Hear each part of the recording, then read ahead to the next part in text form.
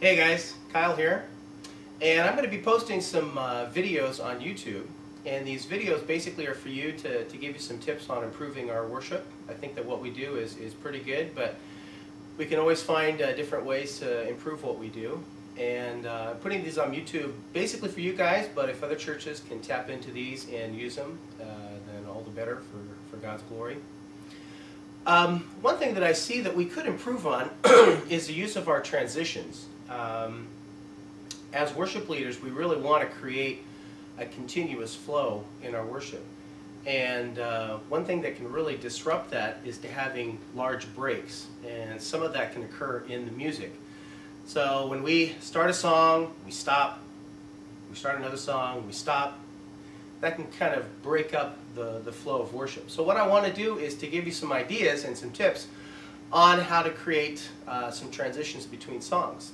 And some of those transitions can be pretty simple. They're from songs that are in the same key, in the same time signature, but maybe it goes from a fast song to a slow song, or maybe a slow song to a fast song. Some are going to be a little more complicated because they deal with different time signatures. You're going from a song that's in the key of E, maybe to a song that's in the key of G.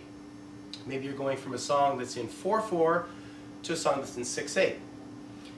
And these take a little bit of planning. The transitions don't just happen. You know, it takes a little bit of planning. Even before the rehearsal time, we need to come in with a clear idea of how we're going to make these transitions. So that's what these videos are all about, to give you some tools on how to create some transitions. Now, I know a lot of you may be kind of new to transitions, so I'd encourage you maybe for the next worship service is to create one transition between two songs. It could be a simple transition, or it could be one that's a little more complex with key changes or time signature changes. So the first ones that we're going to deal with today in this little video clip is transitions between two songs that are in the same key, the same time signature, but the transition from fast to slow or slow to fast.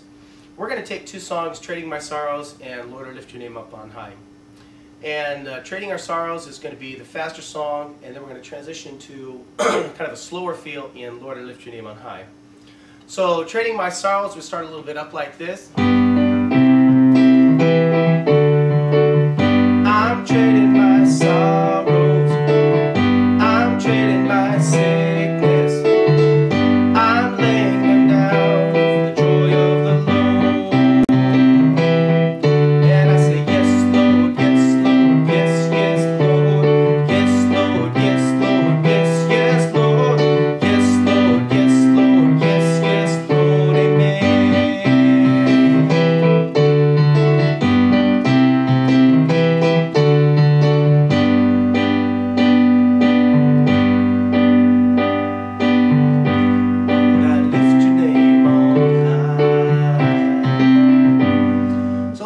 What we did. We just transitioned from a faster song, Trading My Sorrows, into a slower feel of Lord, I Lift Your Name on High.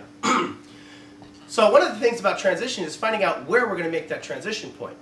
And usually a key point to make a transition is when we return to that tonic, or the one of whatever key we're in. So we're in the key of G.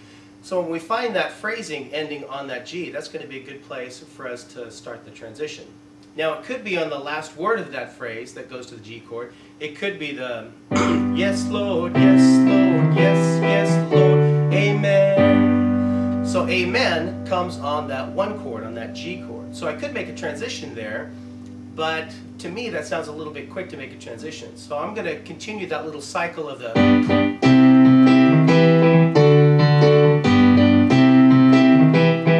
when I get to the G here, that's when I'm going to start to slow down and get my feel for Lord, I Lift Your Name on High.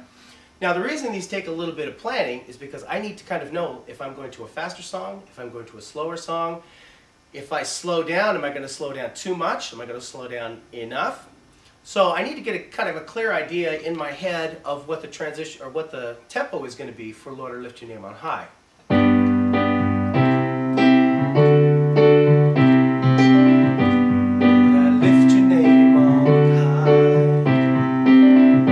That's about the tempo I want to do Lord, I Lift Your Name on High. It's about that tempo. If I have a metronome, maybe I can set it to click, get a feel of that, and some metronomes you can turn so it's just the beeping light. So once you get that feel, you can look at your metronome and see, oh, am I kind of in the right place there? So that's where it takes some practice before the rehearsal to get an idea of how slow or how fast you're going to transition to the next song in. Okay?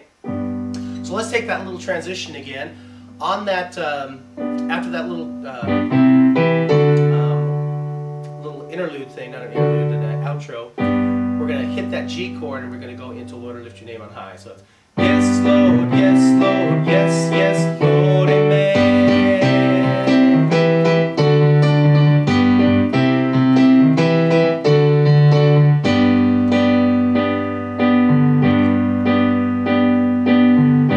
Lord, I lift your name on high.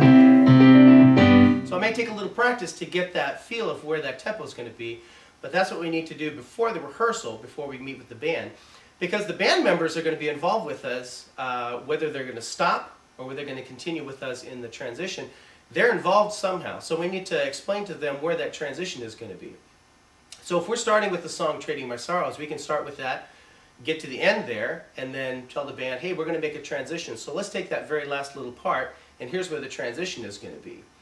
So what you might want to do is have all of the band out, or just kind of hit that G while you make the transition, or figure out all together how you're going to make that transition. So when you get to that,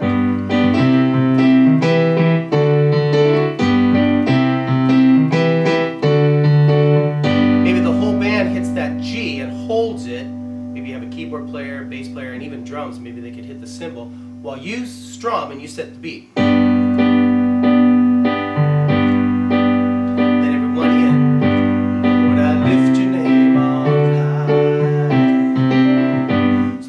Transitioned between a faster song, which is in the same key, to a slower song.